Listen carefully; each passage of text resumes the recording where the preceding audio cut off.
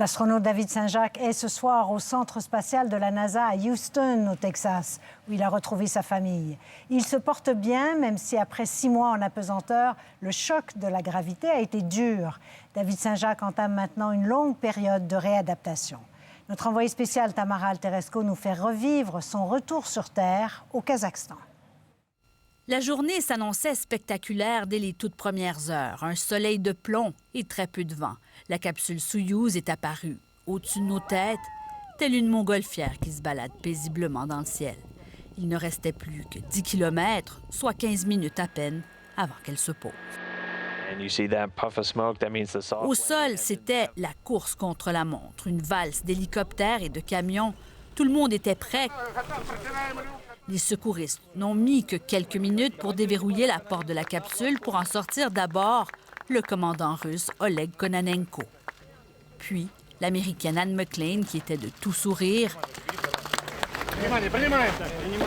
David Saint-Jacques est sorti, le dernier, visiblement affaibli. Les forces de la gravité s'imposent vite, les malaises et les nausées sont fréquents et visiblement pénibles quand ça fait des mois qu'on flotte dans l'espace. Entourés de leurs médecins, les 3 astronautes ont rattrapé leur souffle et même appelé à la maison avant d'être transportés dans cette tente médicale érigée au milieu des steppes kazakhs. Les Russes tiennent aux traditions et parader les combinaisons spatiales de leurs héros en est une qui est sacrée. Un hommage à leur courage et à leur exploit.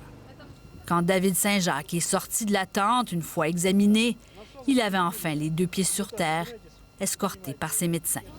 Bonjour, c'est maman. Comment vous sentez? Comment ça était va? la descente? Ça sent... la descente, c'était... On est retombé du ciel, littéralement. Tombé du ciel une fois. Une fois qu'on se convainc que c'est pas dangereux, c'est le fun. Comment vous vous sentez? Là, bien, d'abord, je me sens chanceux d'être revenu. Je me sens un peu nauséeux. Puis, mais ce qui me surprend le plus, c'est l'odeur du foin ici. C'est super bon. Cette odeur, c'était plus précisément l'odeur de la camomille sauvage. Rapidement, il redécouvre les petites douceurs de la terre. Mais il devra l'apprivoiser à nouveau, réapprendre à marcher, à bouger normalement. Il faudra des semaines.